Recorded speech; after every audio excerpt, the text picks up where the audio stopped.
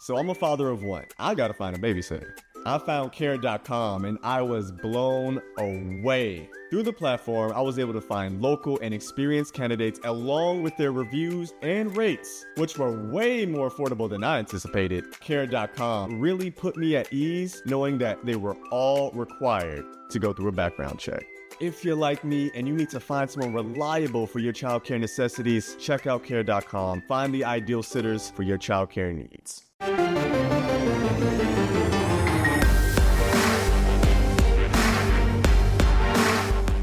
You've discovered your link to GoPowerCat.com's PowerCat podcast. Now, here's your host, GoPowerCat.com publisher, Tim Fitzgerald. Welcome to another edition of the PowerCat Insiders podcast. Tim Fitzgerald and Matt Walters, your regulars, alongside two legends. They averaged in double figures during their basketball career at K-State combined. We've had Josh Reed and Aaron Schwartzendruber from back in the day. And when I say back in the day, it's because, God, it was so long ago, I can't remember the exact years they played, nor did I research that well enough. I just looked at their stats. You were the original sniper. Well, maybe not the original, Josh, but you were known out of Brewster, Kansas for your ability to shoot the ball, and you did shoot 35% from three during your career. Nice. Thank you. Nice. Yeah, definitely. That was kind of my thing, I guess, that I brought to the team, kind of my role. And there were a few snipers even before me. Will Scott, was before then, and I think him and Steve Henson were still ahead of me by the time I finished up my career there. And Aaron Schwartzendruber, the point guard, the combo guard, whatever kind of guard you were. I think I was whatever they needed, the dirty work or just part of the team. So, yeah, that was I think I've even further back in the day than Jay Reed is. I was my first 2 years at K-State were the last 2 years of the Big Eight. So that's going way back. Oh. So, yeah. God, you're old. I am. Did you play for Tex Winter? I didn't, but I actually met Tex Winter. I signed under, here's a familiar name, but goes way back, signed under Coach Dana Altman in the summer before I got on campus. Manhattan, he left for Creighton. So that was way back in the 90s, which is a long time ago now. Yeah, that was such an interesting time at Kansas State sports. I mean, I was covering that coaching search, and Kansas State won a bidding war for Coach Asbury over Iowa State, and they settled on Tim Floyd. Yeah, that's right. I actually, you mentioned Floyd's Iowa State days. I actually originally verbally committed to Mr. Johnny Orr at Iowa State. And then he actually retired before, I think I committed my sophomore year maybe. And Coach Altman made a couple of visits, and I got to Manhattan. I was into that. I love Manhattan. I miss that place. It's a good place. It is a good place, although all I see nowadays is my little office I'm in here at home. And I see Matt Walters via Zoom, which is not a good way to see Manhattan. Not been very nice to start this thing out. I know. It's going to be a feisty one. I love these two guys. Schwartz was the guy that got on the deck and he was the black and blue guy with the lunch pail, and Josh Reed did the same thing. Those were good times. We wanted them to be better times, but it's great to have these two guys on board. Absolutely. This is the Insiders Podcast, sponsored by Blue Mark Energy. Does your company or your employer spend $4,000 or more a year on energy bills? Would you like to reduce those costs by 25% or more and maintain the same level of service and reliability? If so, it's time to speak with Blue Mark Energy. Blue Mark Energy, K-State owned and K-State proud. Well, boys, it's been an interesting week of Kansas State basketball. They went to Iowa State and won, which caught us all a little bit off guard. I think it certainly caught Iowa State off guard. They were pretty flat-footed in that game. I think they kind of looked past K-State and lived to regret it. Came home and got their feelings hurt by a really good Baylor team. It was literally men against boys. And then on Monday afternoon, they beat a Jacksonville team that had played hard and well at Miami, but then had to fly directly to Manhattan and looked a little bit out of sorts against K-State. But it was a nice victory for the Cats to move on to their holiday break. Let me go to the old farts, said the oldest fart of all. Josh and Aaron, either one of you step up first. Give me your thoughts on the state of this team in K-State basketball.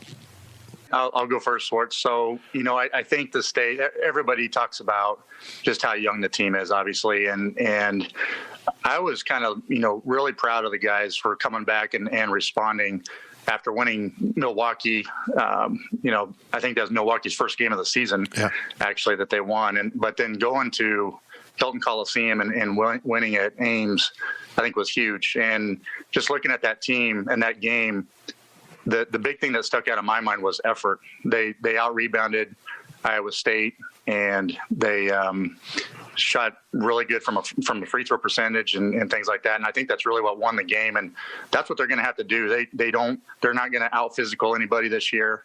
They're not going to have the experience. They're not going to have the speed. But the one thing they can do is just bring the effort night in and night out. Yeah, I would echo that, Jay Reed. Watching the Iowa State game, just echoing what you said, especially on the road in conference play, I thought their energy was really good. Made their free throws and rebounding, which are two areas, especially on the road, like I said, that if you're successful, you're usually going to be in the game and most of the time win if you're successful in those areas. But I also thought in that game, in the second half, with as young as they are, they sustain that energy. I think a lot of times, from my experience, young players, at the start of the game, their energy level's high, they're into the game plan and so forth, but it's kind of hard to sustain. But I thought they did that real successful in Iowa State. And obviously Baylor is really, really good. That's no surprise to anybody. And coming home to play a Baylor team, certainly brought him back to life, but I hopefully that experience against Baylor later on in the season, with as young as they are, will help them in conference games. My other thought this week with the afternoon game, which was a little odd timing, but on Christmas week, was it might be the timing of that game might be beneficial to them, especially after the Baylor game. Get another win, a little bit more success, and then have another non-conference game before they go back into conference play. But overall, I agree with you, Josh. I like the young players. I like the energy. It's just going to be whether they can sustain that throughout the year and continue to improve. Matt, that win at Iowa State was really something else.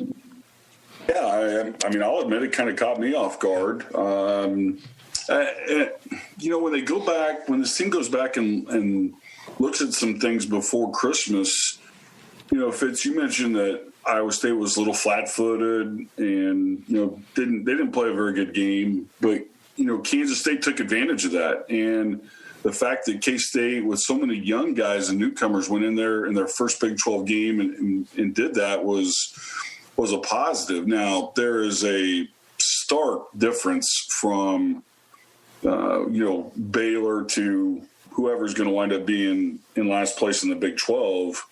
But, Kansas State, I thought, they did a handful of good things against Baylor, even though they were getting drubbed. And, they played very well yesterday on Monday against Jacksonville, had that hot stretch. They didn't give it up. There was a point where K-State was up. It was 32-16 right before the first half. And in doing that game with Wyatt, I said, okay, to me, one of the keys for this team, a step to grow up, is do they let Jacksonville catch up, or does Kansas State keep the foot on the throttle, and do they increase the lead? Well, Kansas State increased the lead to 19 at halftime, and, they wound up winning by 24. And to me, that was a very good sign against a team that was obviously tired, but Jacksonville had some pieces and parts that weren't too shabby. So the fact that K-State got win number 4, and they've got a little bit of a good taste, as I also said, the Christmas victuals are going to taste a little bit better after winning that game, as opposed to getting beaten going to the holidays. And Josh, that game against Baylor, a complete mismatch, and you could see it coming. I probably didn't expect them to lose by 30 plus, but that is a team that has grown up in Waco. They've gone through some of the trials that K-State has seen recently, maybe not as the lows, but Bruce Weber emphasized that to his team, that the guys you just got whooped by went through exactly what you're going through, not really knowing what you're doing. And for me, I thought that was part of the process. I thought they needed that. They needed, after beating Iowa State, they probably needed to understand what level you have to play at to be an elite team in this conference. And boy, they sure did find out really quick, didn't they? They did, yeah. And it's. I hope those guys are looking at Baylor and saying that's what we want to be like in 2 years, right? In 3 years. And watching that game, it kind of reminded me. The best analogy I could think of was when you're like 10 years old and you're playing one-on-one against your dad in the driveway, and your dad can kind of score on you anytime he wants, or he could swat you anytime he wants, and it just kind of looked like that's what Baylor was doing. They were just so under control. Nothing really bothers them. And, our guys are just trying to figure out what they can do against guys like that. So it was good to watch. I'm really excited to watch how Baylor does throughout the course of the year. The Big 12 is just so tough through and throughout. And that's what I would tell, if I was Coach Weber, I would tell those guys, you're going to be playing 4 or 5 teams that are in the top 15 over the next 2 months. And you guys have some opportunities to see how you measure up and maybe sneak a couple wins in. I don't know if they will against that caliber of teams they're going to be going up against, but that would be awesome if they could, win 1 or 2 against those type of teams over the next 2 months. Aaron, we see the talent on this team. There is talent. It's very young. It's very green. And I'm very hopeful for the future of Kansas State basketball with this group if they can keep them together. But boy, Baylor asserted itself. And coming off a COVID shutdown, they did not mess around. I was really impressed by Baylor. Yeah, I certainly was as well, and really in all aspects of the game. And I think that experience showed, coming out of the break there they had. Certainly have some pros on their team. And from K-State's perspective, there's some pieces, as you said, they're young. But I think the key to this season is there's probably going to be a lot of ups and downs. May have some successes, and then unfortunately there may be some more games like Baylor. But I think the key is with this group is if they keep responding, they keep coming back, they keep that energy level up. I think that's where they show that they're learning through some of these games. And like Josh said, hopefully in a year or two that will really pay dividends and they can be in the upper half of the Big 12 and get back to where we've seen them in the past few years. So, Matt, I'm astonished how my outlook of this team has changed since that Fort Hays State loss. I wasn't overwhelmed by the win over Milwaukee. As mentioned, it was their first game. K-State won by 1 point. Really valuable to win that game. But then how they've responded since then, even in the loss to Baylor, I didn't feel like they laid down. I just thought they were completely overmatched by the Bears, who honestly is maybe the best Big 12 team I've seen. They're just absolutely loaded and suffocating. And they play a different style than Kansas, but I think Baylor is really, really a national title contender. It's going to be interesting to watch. But, Matt, this young team has responded since that loss to Fort Hays State and made me feel a lot better about where they're headed this season. There are a number of things that have been said that are accurate. One is learning how they have to play every night, even against Fort Hays, even against those schools. K-State wasn't the only Division I team to get beat by a Division II this year, or last year, or the year before, or prior to that. And you have guys that, and Josh and Aaron can speak to this. Typically, these guys are the best players on their high school teams or in their prep academy, whatever the case may be. But when you get here or to the Power Five, you're not you're average compared to a lot of people, because the same can be said for the other teams. The best guys from their teams are on it. That's who you're going against. And I remember hearing something a long time ago, and it doesn't necessarily have to apply to athletics, but it does. It applies in the business world, which Josh and Aaron and Fitz, you guys are obviously a part of. But K-State got humbled Saturday. And there's a point in time where you have to remember, and it should drive you, and what you have to remember is there's always somebody better than you. Always. And I think when K-State got smacked by Fort Hays, that started to seep in a little bit. And, yeah, they got humbled badly by Baylor. And I'll get back to Baylor in a second. But I like where this team's going. Aaron hit it right on the head. They're going to get their feelings hurt again. They're going to get stomped at some other point, whether it's in Allen Fieldhouse or whether it's at Gallagher-Iba or who knows where. But they're also going to surprise some people. I mean, did you really think TCU would beat Oklahoma State the other night? I didn't. So they're going to come along. Great pieces and parts on this team that have an opportunity. They have to learn to play as a team, and I think they're slowly but surely getting there. And when I looked at Baylor, the one thing that amazed me in that 40 minutes of unbelievable basketball was there was not one dude that broke a sweat for Baylor. Yeah. It wasn't Teague. It wasn't Vital.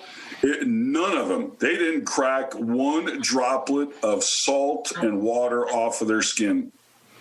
And I've been thinking about this for days. Who's the best player that you can remember in the last 15 years? Who's the best Baylor player you've seen? To me, I look at a guy like Quincy Acey, who I thought was just a man-child. But I am telling you what, that is the best Baylor team I have ever seen, and all four of us got robbed when Baylor and Gonzaga got wiped out by COVID, and I hope we see that game at some point. That team is legit, and to me, Gonzaga is really good, KU is really good. There's a handful of them out there, but if Baylor – Fitz, you use the word suffocate. If Baylor defends like that on a night-in, night-out basis, they're not going to hit shots like they did that night where they hit 15 out of 32 threes and shoot 58%. But if they defend like that and they get offense, the only team that's going to beat Baylor is Baylor. Holy smokes, could that team play? It looked like that experience we've all had when we're in a pickup game and a bunch of old dudes walk on the court and we think, oh, these are old dudes. We're going to take care of them. We're really good. We're young. And then you just get pounded because they're playing old man basketball and you have no idea what that is until you experience it.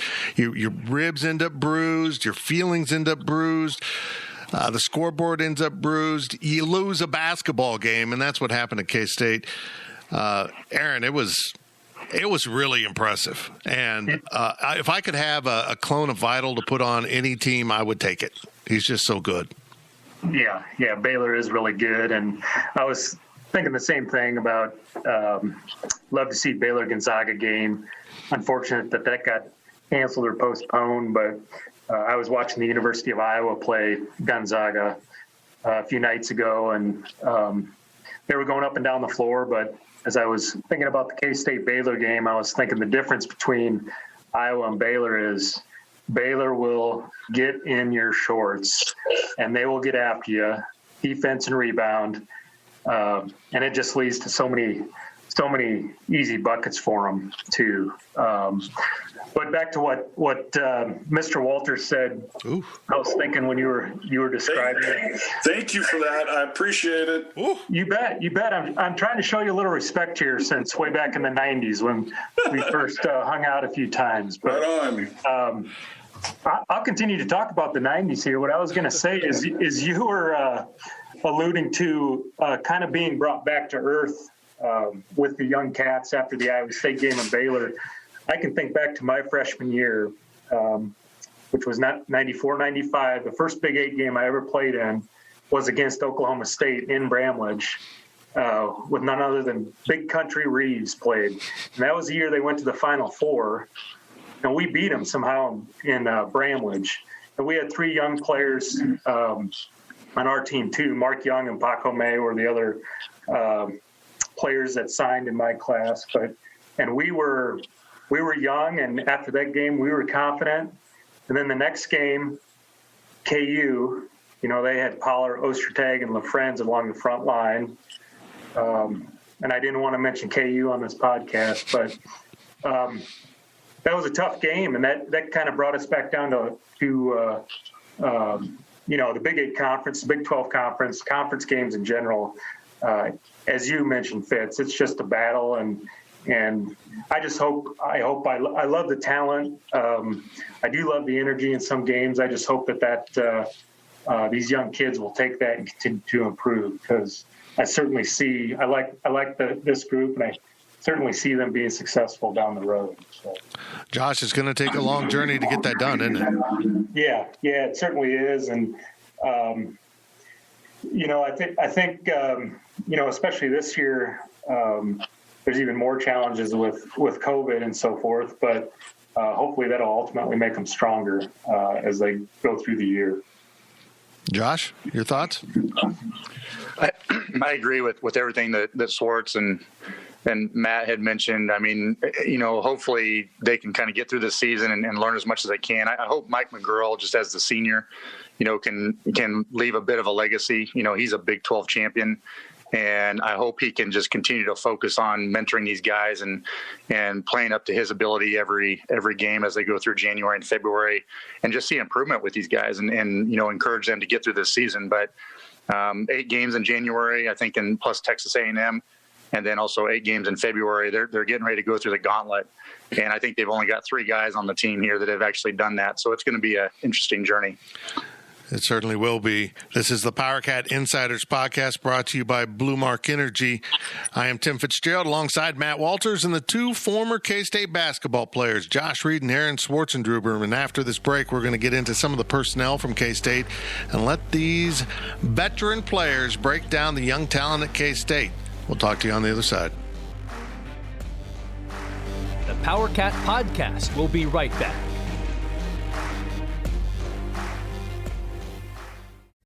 Getting the crew together isn't as easy as it used to be. We get it. Life comes at you fast. But trust us, your pals are desperate for a good hang. And when they hear you stock the party with drinks from Drizzly, they'll be banging down your door. Let Drizzly, the go-to app for drink delivery, take care of the supplies. All you need is an excuse. It doesn't even have to be a good one. It's your dog's birthday. The loquats are finally ripe. Whatever. With Drizzly, you can compare prices on a massive selection of beer, wine, and spirits and get them delivered straight to your door, which means you can entice the crew to leave their houses without ever leaving yours. Whatever the occasion, download the Drizzly app or go to drizzly.com. That's DRIZLY.com today. Must be 21 plus, not available in all locations.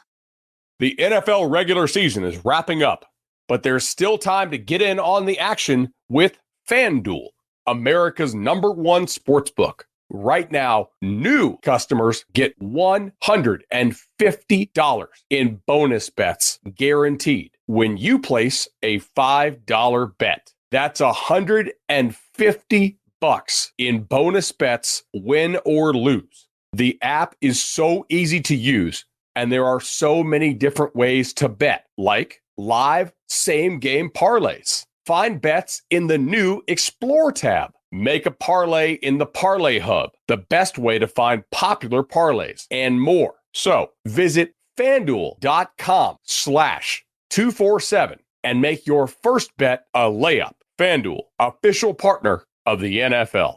Must be 21 plus and present in Arizona, Colorado, Connecticut, Iowa, Illinois, Indiana, Kansas, Kentucky, Louisiana, permitted parishes only, Massachusetts, Maryland, Michigan, New Jersey, New York, Ohio, Pennsylvania, Tennessee, Virginia, West Virginia, or Wyoming. FanDuel is offering online sports wagering in Kansas under an agreement with Kansas Star Casino, LLC. First online real money wager only. $10 first deposit required. Bonus issued as non-withdrawable bonus bets that expire 7 days after receipt. Restrictions apply. See terms at sportsbook.fanduel.com. Gambling problem? Call 1-800-GAMBLER or visit fanduel.com/RG in Colorado, Iowa, Michigan, New Jersey, Ohio, Pennsylvania, Illinois, Kentucky, Tennessee, and Virginia. Call 1-800-NEXT-STEP or text NEXT-STEP to 53342 in Arizona, 1-888-789-7777, or visit ccpg.org/chat in Connecticut, 1-800-9-WITH-IT in Indiana, 1-800-522-4700, or visit ksgamblinghelp.com in Kansas, 1-877-770-STOP in Louisiana. Visit mdgamblinghelp.org in Maryland. Visit 1-800-GAMBLER.net in West Virginia, or call 1-800-522-4700 202-4700 in Wyoming. Hope is here. Visit gamblinghelplinema.org or call 800-327-5050 for 24/7 support in Massachusetts, or call 1-877-8-HOPE-NY or text HOPE-NY in New York, or visit oasas.ny.gov/gambling. Standard text messaging rates apply. Sports betting is void in Georgia, Hawaii, Utah, and other states where prohibited.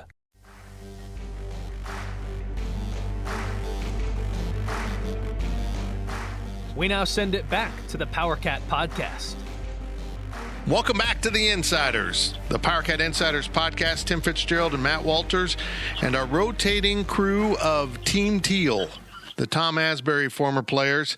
Boy, I don't miss the teal at all in Bramlage Coliseum. What a weird color scheme that was. Today we've got Aaron Swartzendruber and Josh Reed. Last week we had Chris Griffin and Jay Heidrich. Yeah, the legend Jay Heidrich. You can go touch his jersey at Porter's. That's pretty much the pinnacle of his career. His career peaked out with, I think, an air ball from the free throw line, but then he got his jersey hung up in a bar in Aggieville, and it's still there. It's amazing. It's amazing. He dunked on somebody. Did he? Yeah, he dunked on somebody at K-State. I don't remember if it was Austin P or somebody, but he had a dunk in the game. Okay. He did, but I think you should. I don't know if he dunked on anybody. Well, I just meant he dunked in a game, and occasionally with these text threads with some of us, our old teammates, he'll get that picture in, and he refers to it as he dunked on somebody. He was the only one in the picture. I didn't see anybody else. I'm trying to make him feel better about himself. We all need that this time of year. Well, it's not easy being Jay, being the second best left-handed basketball player in your own household. We're sponsored by Blue Mark Energy. It's a natural gas products and services provider serving feed yards, hospitals, hotels, manufacturers, and school districts throughout the Midwest. And Blue Mark Energy is the natural gas provider for the Kansas State campuses in Manhattan and Salina. Blue Mark Energy, K-State owned and K-State proud. Give my buddy Ron a call and get your company switched over to Blue Mark. Guys, I am growing more and more encouraged the more I see this team, because I made a bold statement the other day that I think this group of freshmen has the ability to exceed the accomplishments, and that says a lot, of Barry Brown, Cam Stokes, and Dean Wade. I feel like Davion Bradford is showing glimpses of being an absolute dominant center, and honestly, I think you've got to go back way before any of us to Bob Boozer and Jack Parr to say that about a K-State center. We've had good centers. We've had guys like Jeremiah Massey who kind of played in the post but weren't true centers. We've had other guys that have been pretty good, but not a true 7-footer that can catch the ball, score, and likes to dunk, which I know Jay Heidrich does. But and then you've got the true point guard in Nigel Pack and a lot of pieces around him. Let's start with you, Josh. What are your thoughts and what on this team, on these young players, and who sticks out to you the most? Yeah, I think, Nigel, Pack, and Bradford are really the foundation. Anytime you've got a young point guard and a young big like that can really, kind of lay that foundation, I think that's really huge. And then, Coach Weber's got the rest of the crews on the wings. Dejuan Gordon has impressed me the last 3 games, because he's actually turned it up from a rebounding standpoint. He's not that big of a guy. But man, he was crashing the boards big time against Iowa State. I think he had a double-double in that game, and I think he had a double-double yesterday too, didn't he, against Jacksonville? So, anytime, I love seeing wings that come in and crash the boards from the outside, and that's just a huge they're going to have to do that, because they're so undersized, and we need to see Selton Miguel start to get more involved. He's playing a lot of minutes, but he's only averaging 1 or 2 rebounds a game. But he's another guy, great big 12 body that he can get in there and bang and if he wants to. So I think those 4 guys that I mentioned are just really going to be key over the next several years. Aaron? Yeah, I would agree. Davion and Nigel, back to the Iowa State game, I remember twice that, that pick and roll and where Bradford caught the lobs right at the rim. And then Davion, getting up and down the floor and had a couple rim runs. That's really impressive for freshmen. So those two have a bright future. And Nigel, you can just see he has a lot of skills and tools, even some intangibles, from the point guard spot. that I think the future is really bright.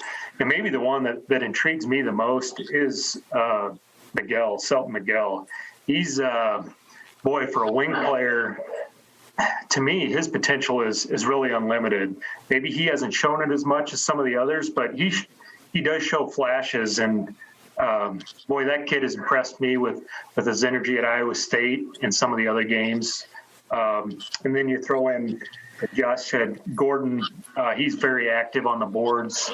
He gets some of those drives, those rim runs. As an old point guard, one thing with Dejan maybe that I would maybe pull him aside, and I would maybe leave a little bit of the 3-point shooting to, a guy like Jay Reed back in his day. But I think he'll develop that. But right now, I think he's so good at getting to the rim and banging on the boards that that's been impressive to me about him. But yeah, I do think the future is really bright for these guys. Matt, and we haven't seen him yet, but K-State does have a 3-point shooter waiting in the wings. Hopefully we'll see him after the new year, but I'm kind of on the Selton Miguel bandwagon. I don't know what it is. The word that everyone uses is he's a dog. He gets after it. He can really, really get after people. And high school basketball was easy for him. He was the biggest, strongest, most athletic kid. And he's already learning how to adapt his game to this level. Needs the game to slow down. It's a term we don't use a lot in basketball. It's usually football, but you can see it. He's going too fast at times, and he's going to get control of himself. And there's just a lot of nice pieces. Heck, Sari Lewis steps up against Jacksonville with a very interesting 9-minute line of 6 points, 5 rebounds, and 3 turnovers. That reminds me, the turnovers of my game. I could turn it over once every 3 minutes, and I'm impressed that he could do it too.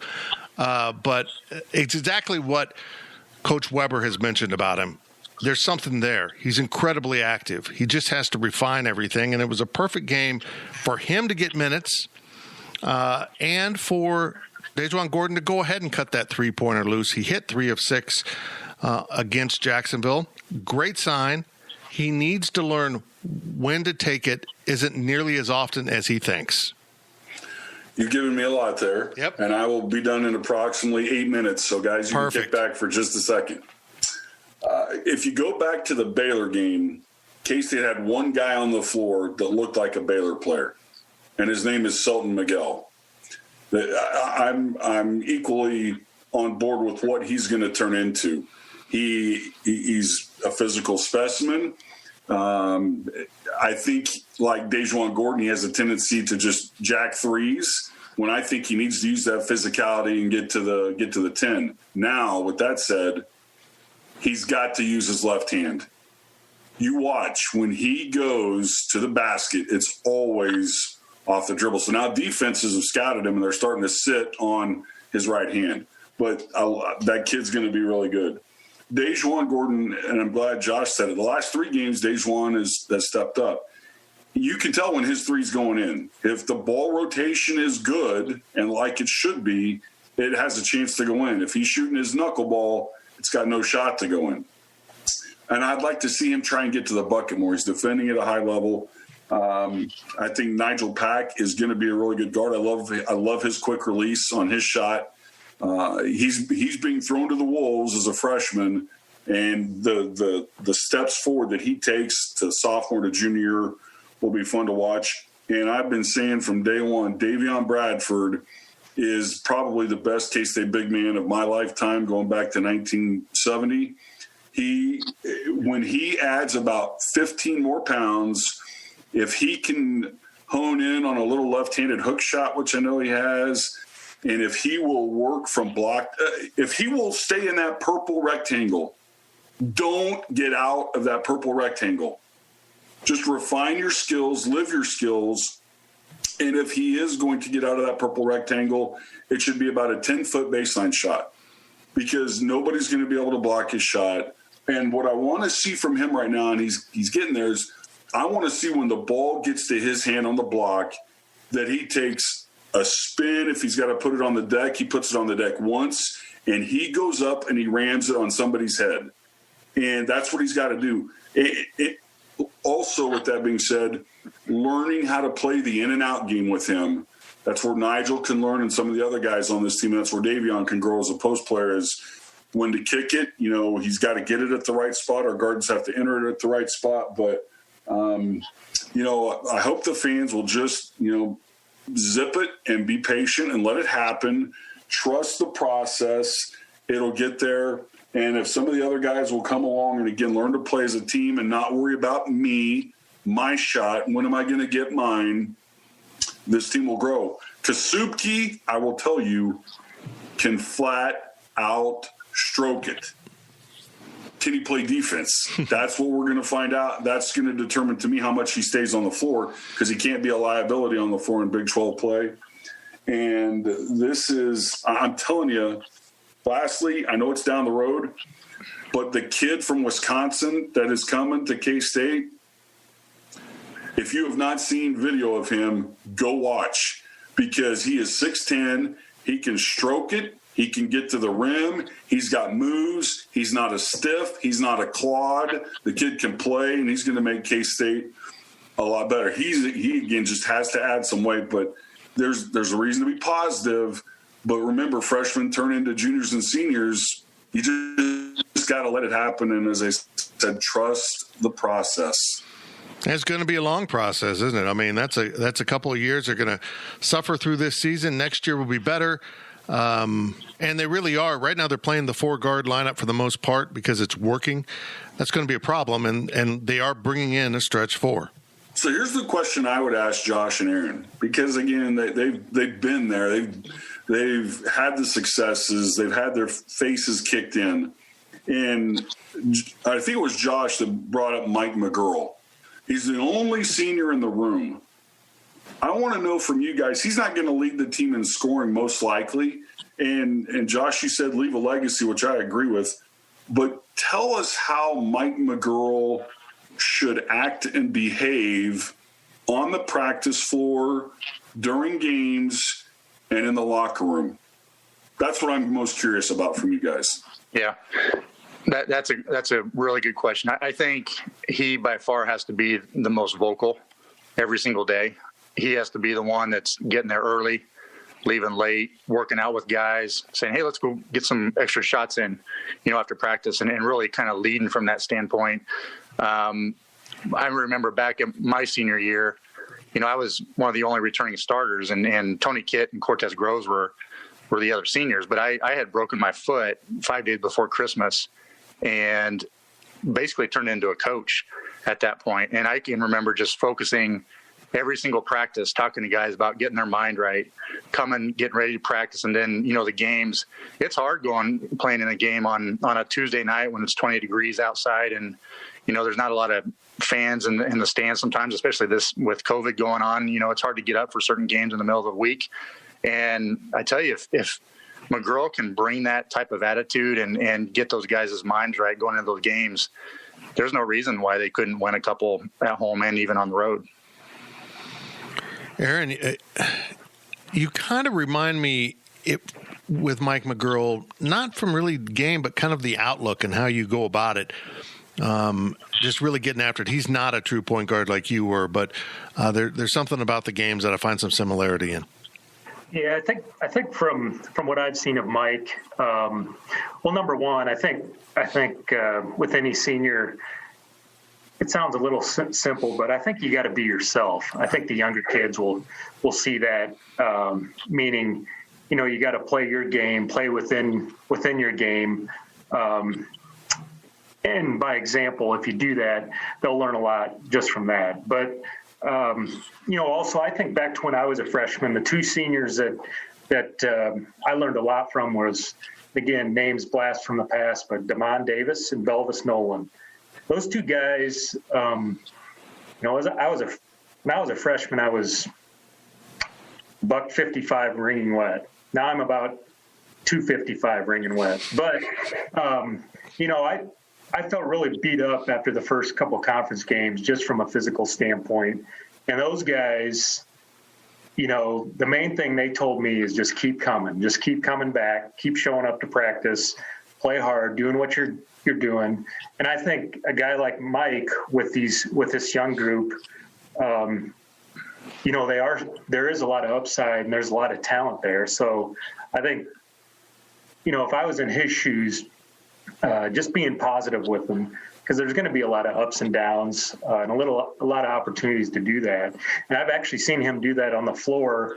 He'll go over to one of these guys, during a free throw break or something, and you can see him talking to him.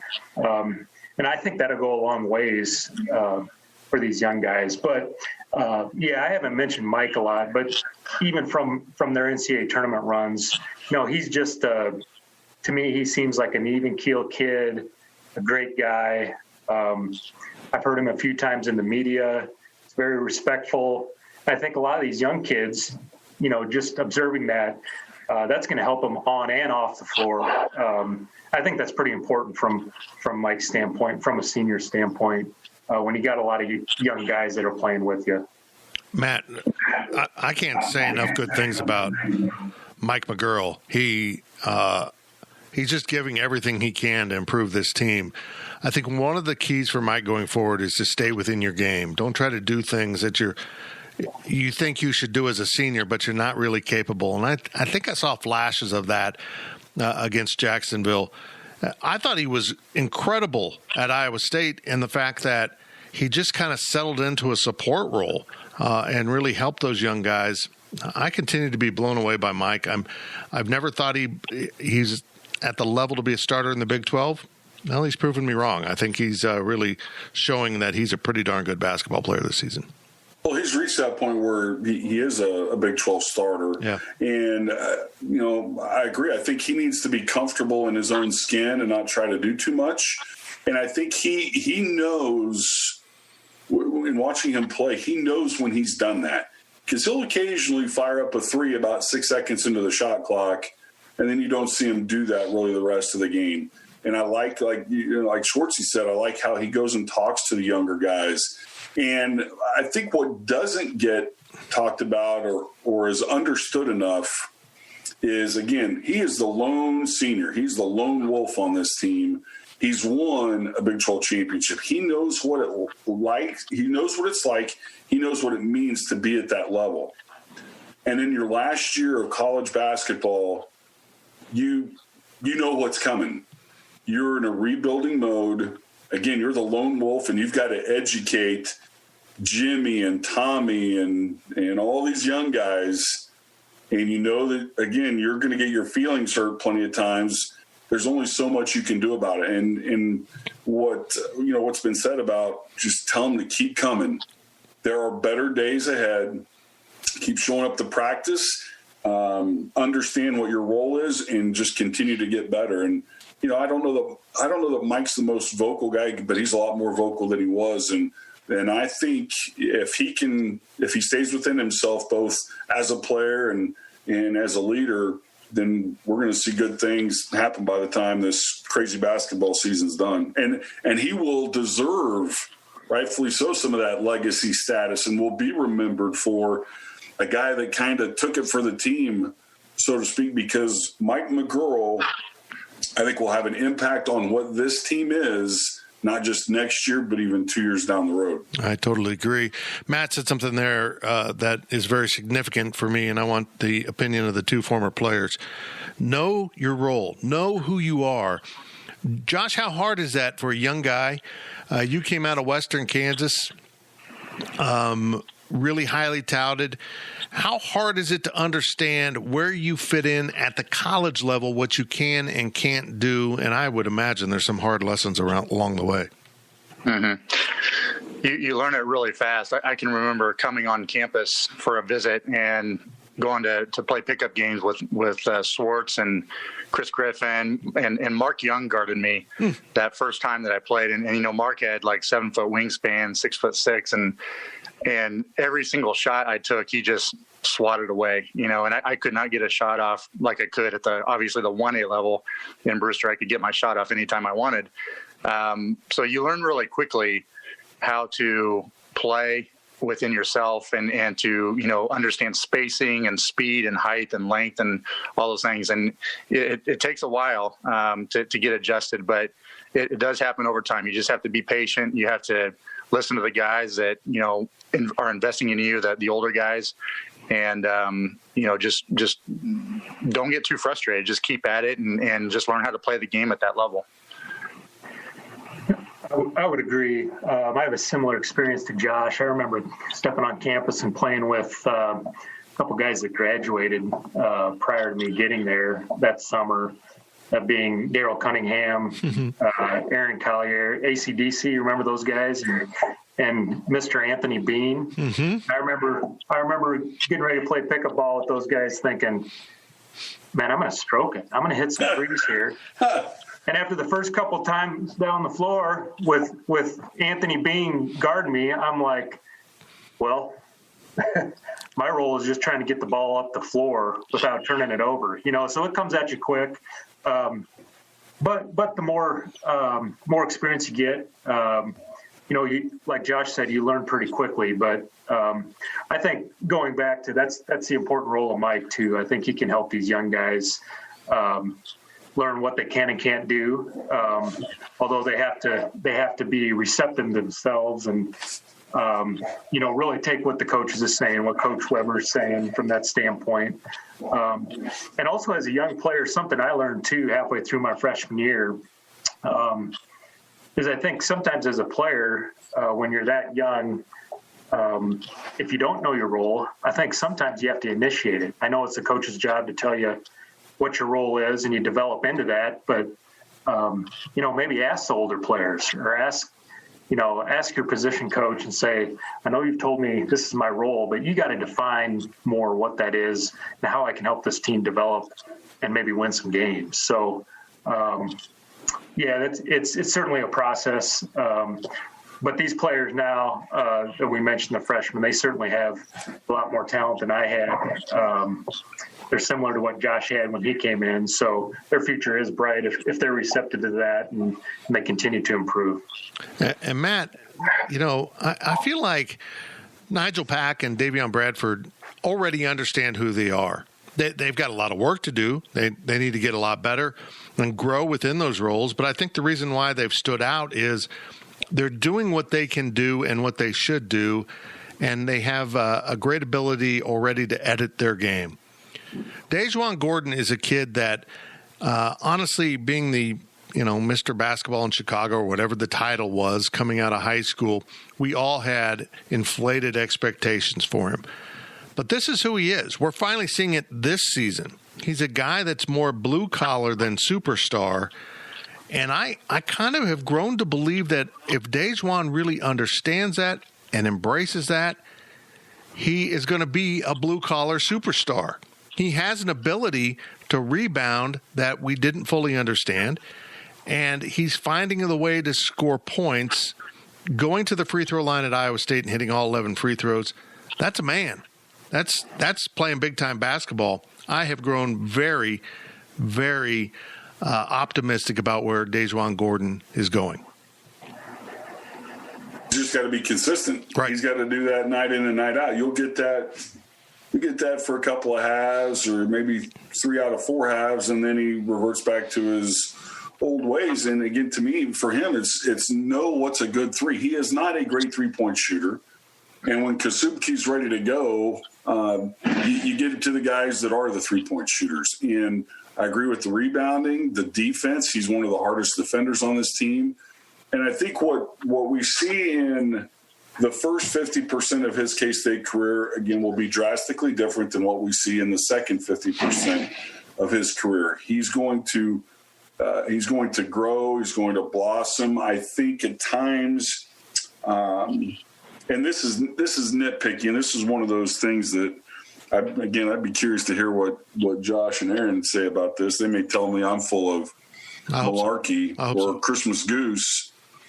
But one thing about one thing about DaJuan that I hope he grows out of is when he makes a mistake, stop looking at the bench. Mm-hmm. When am I coming out? When that gets eliminated, then that to me is when he's going to take his giant step forward, and he will know his role, whether it's at the offensive end or the defensive end. And he's got to, in football we talk about guys taking plays off. If he gets past that at both ends of the floor, he can make a difference for this team and for this program. Maybe a young man that read too much of his press clippings, and now he's seeing what it's like. And now that he's a sophomore and quote unquote one of the older guys, he's going to have to mature and grow and become a leader, not just by what he does, but I also think vocally for this team, especially when Mike McGurl's gone. But it's there. It's just, will it become consistent? And the quicker it does, the better K-State will be. Josh? First of all, Matt, I would never have thought you were full of malarkey, just for the record. but I agree. Looking over at the bench, that is one of my biggest pet peeves, probably second to looking at your parents in the stands, and that doesn't happen much at the college level, but in high school and AAU, when kids look at their parents after they mess up or something. But, I think DeJuan, he does need to kind of mature in that area. I hope he gets out of that going through this season and going into next year. But it's really not about a single player. And, I think Bruce Weber does a nice job coaching. Frank Martin really instilled that into players in the early 2000s. It's your brothers. It's not about you. It's about your team. And if you mess up, hey, admit it and move on. And I learned a lesson in the business world a long time ago that success is rented. It's not owned. And you could have one good game where, doesn't make you the owner of that success. You got to string together 2 or 3 or 4 or 5 games in a row to really be considered a solid player. No, I would agree, Josh. And to take that even further, I think a guy like DeJuan, even just string 3, 4, 5 plays together, that turns into 3 or 4 or 5 games of consistent play. But yeah, I think a guy like DeJuan and even Selton to some extent, those are type of players that they're athletic. They play with a little bit of abandon. And I think, those are good teammates to have. And when you play like that, you certainly, can't be worrying and looking over to the bench. I would totally agree that hope that comes sooner than later for DeJuan. But you can really see him maturing, I think, as we mentioned earlier, the last 2 or 3 games. And I think that's really going to continue for him. Matt, that's a really interesting point about his game. And the irony of it is, Bruce Weber doesn't yank him out for making mistakes. He's letting him play through those mistakes. I probably would have taken him out after a 3-pointer here and there when he's clearly not hitting and he's still firing it up. But Coach Weber doesn't do that, and I think he probably knows best how to handle this young man and the psyche going on here, trying to get him through that. But we've seen flashes now that he can be really special, and I think that's really good news for K-State basketball. Gentlemen, it was great. We're going to have you two on along with Chris Griffin and Jay Heidrich throughout basketball season. We'll rotate it. We'll mix it up. We'll have Maddie alongside and a few other guys. We had Ryan Gilbert last week. Ryan Black will rejoin us from the Manhattan Mercury at some point. But this is going to be your crew moving forward through basketball season with the Insiders podcast. And if you wanted to hear some football talk, don't worry. The Questions podcast is coming up later this week at GoPowerCat.com. We will have it before Santa arrives. There we go. Speaking of, Fitz, thanks for the stocking stuffers and Reed and Schwartzy. Early Christmas presents are always nice. Yep. Good dudes. Team Teal alongside all basketball season long. I'm Fitz, and we'll talk to you real soon with the PowerCat Podcast. PowerCat Podcast. All rights reserved. GoPowerCat.com and Spirit Street Publishing.